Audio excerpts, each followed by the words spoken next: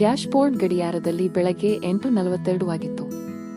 ಮಾಯಾ ತನ್ನ ವೃತ್ತಿ ಜೀವನದ ಅತ್ಯಂತ ಪ್ರಮುಖ ಪ್ರೆಸೆಂಟೇಷನ್ ಅನ್ನು ಸರಿಯಾಗಿ 9 ಗಂಟೆಗೆ ನೀಡಬೇಕಾಗಿತ್ತು. ಆದರೆ ಆಕೆ ಒಂದು ಭೀಕರ ಟ್ರಾಫಿಕ್ ಜಾಮ್ನಲ್ಲಿ ಸಿಲುಕಿಕೊಂಡಿದ್ದಳು. ಕಣ್ಣು ಹಾಯಿಸಿದಷ್ಟು ದೂರ ಕೇವಲ ಕೆಂಪು ಬ್ರೇಕ್ ಲೈಟ್ಗಳು ಮಾತ್ರ ಕಾಣಿಸುತ್ತಿದ್ದವು. ಮಾಯಾಗೆ ತಳಮಳ ಶುರುವಾಯಿತು. ಆಕೆ ಸಿಟ್ಟಿನಿಂದ ಹಾರ್ನ್ ಮಾಡಿದಳು, ಸ್ಟಿಯರಿಂಗ್ ಮೇಲೆ ಕೈಕುಟ್ಟಿದಳು ಮತ್ತು ಬೇಗನೆ ಹೋಗಲೆಂದು ಗಡಿಬಿಡಿಯಿಂದ ಬೇರೆ ಲೇನ್ಗೆ ಗಾಡಿ ಬದಲಾಯಿಸಿದಳು. ಆದರೆ ಆ ಹೊಸ ಲೇನ್ ಕೂಡ ತಕ್ಷಣವೇ ಬ್ಲಾಕ್ ಆಯಿತು. ಇತ್ತ ಆಕೆ ಬಿಟ್ಟು ಬಂದಿದ್ದ ಹಳೆ ಲೇನ್ ಮುಂದೆ ಚಲಿಸತೊಡಗಿತು. ಅಷ್ಟರಲ್ಲಿ ಪಕ್ಕದ ಹಳೆಯ ಕಾರಿನಲ್ಲಿ ಕುಳಿತಿದ್ದ ಒಬ್ಬ ಹಿರಿಯ ವ್ಯಕ್ತಿ ಮಾಯಾ ಕಣ್ಣಿಗೆ ಬಿದ್ದರು. ಅವರು ತುಂಬಾ ಪ್ರಶಾಂತವಾಗಿ ಕಾಫಿ ಕುಡಿಯುತ್ತಾ ಹಾಡನ್ನು ಆಲಿಸುತ್ತಿದ್ದರು. ಅವರ ಆ ನೆಮ್ಮದಿಯನ್ನು ಕಂಡು ಸಿಡಿಮಿಡಿಗೊಂಡ ಮಾಯಾ ಕಾರಿನ ಗ್ಲಾಸ್ ಇಳಿಸಿ, ನೀವು ಇಷ್ಟೊಂದು ಪ್ರಶಾಂತವಾಗಿ ಹೇಗೆ ಇರಲು ಸಾಧ್ಯ? ನಾವಿಲ್ಲಿ ಗಂಟೆಗಟ್ಟಲೆ ತಡವಾಗುತ್ತಿದ್ದೇವೆ ಎಂದು ಕೂಗಿದಳು.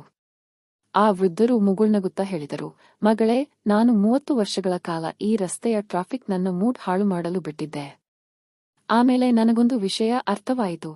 ಟ್ರಾಫಿಕ್ ನಿನಗೆ ತೊಂದರೆ ಕೊಡುತ್ತಿಲ್ಲ, ನೀನೇ ಆ ಟ್ರಾಫಿಕ್ನ ಒಂದು ಭಾಗವಾಗಿದ್ದೀಯಾ.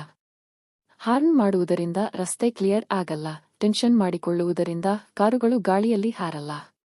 ಅವರು ಮಾಯಾಳ ಸ್ಟಿಯರಿಂಗ್ ಕಡೆಗೆ ಕೈ ತೋರಿಸುತ್ತಾ, ನಿನ್ನ ಕೈಯಲ್ಲಿ ಇಲ್ಲದೆ ಇರುವ ವಿಷಯಗಳ ಬಗ್ಗೆ ಕೋಪ ಮಾಡಿಕೊಂಡು ಈ 1 ಗಂಟೆಯನ್ನು ಹಾಳು ಮಾಡಿಕೊಳ್ಳಬಹುದು, ಅಥವಾ ನೀನು ತಲುಪಬೇಕಾದ ಜಾಗಕ್ಕೆ ಹೋದಾಗ ಏನು ಮಾಡಬೇಕೋ ಅದರ ತಯಾರಿಗಾಗಿ ಈ ಸಮಯವನ್ನು ಬಳಸಿಕೊಳ್ಳಬಹುದು ಎಂದರು.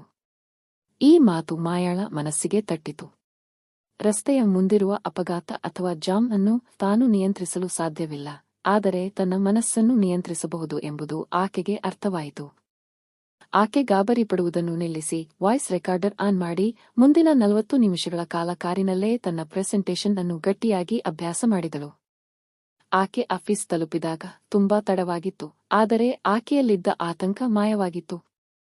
ಆಕೆ ಪೂರ್ಣ ಆತ್ಮವಿಶ್ವಾಸದಿಂದ